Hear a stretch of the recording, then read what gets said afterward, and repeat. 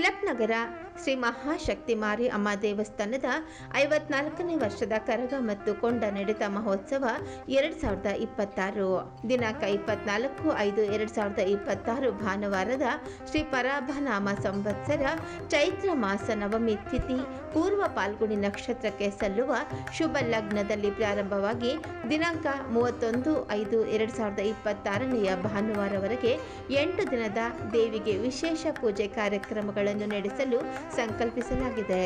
ಮಹೋತ್ಸವದ ಪ್ರಯುಕ್ತ ದೇವಸ್ಥಾನದಲ್ಲಿ ಅಮ್ಮನವರಿಗೆ ಹೋಮ ಪೂಜೆ, ಮಹಾ ಅಭಿಷೇಕ, ವಿಶೇಷ ಅಲಂಕಾರ, ಸಾಮೂಹಿಕ ಮೆರವಣಿಗೆಗಳು, ಶಕ್ತಿ ಕರಗ, ಅಗ್ನಿಕೊಂಡ ಪೂಜೆ, ಹೂವಿನ ಕರಗ, ವಿವಿಧ ದೇವತೆಗಳ ಪಲ್ಲಕ್ಕಿ ಮೆರವಣಿಗೆ ಹಾಗೂ ಇನ್ನು ಮುಂತಾದ ಸಾಂಪ್ರದಾಯಿಕ ಪೂಜೆಗಳನ್ನು ಸಹ ಆಯೋಜಿಸಲಾಗಿದೆ.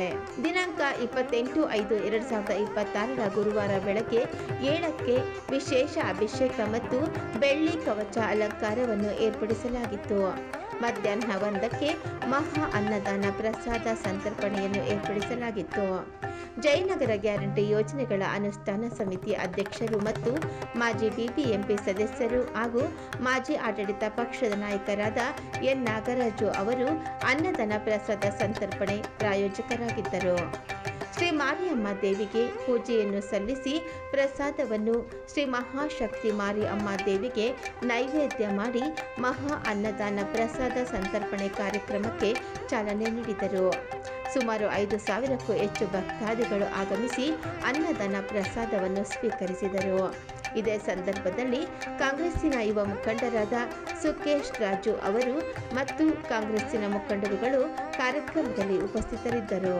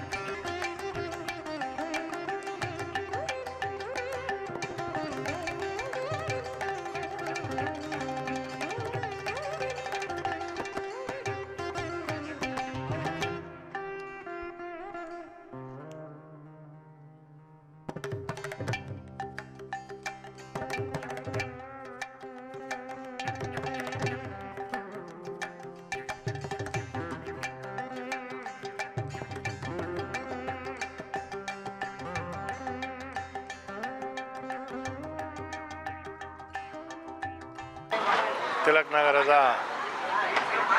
ಮಾರಿಯಮ್ಮ ದೇವಸ್ಥಾನದಲ್ಲಿ 54ನೇ ವರ್ಷದ ಕರಗ ಉತ್ಸವ ಕಾರ್ಯಕ್ರಮ ಸುಮಾರು 3 ದಿನಗಳಿಂದ ನಡೀತಾ ಇದೆ. ಪ್ರತಿ ವರ್ಷದಂತೆ ಈ ವರ್ಷ ಕೂಡ ಈ ಅನ್ನ ಸಂತರ್ಪಣೆ ಕಾರ್ಯಕ್ರಮನ ನಾನು ಈ ತಿಲಕ್ ನಗರ ಭಾಗದಲ್ಲಿ ಪ್ರತಿ ವರ್ಷ ಮಾಡ್ತೀವಿ. ಈ ವರ್ಷ ಕೂಡ ಮಾಡ್ತಾಯಿದ್ದೀವಿ.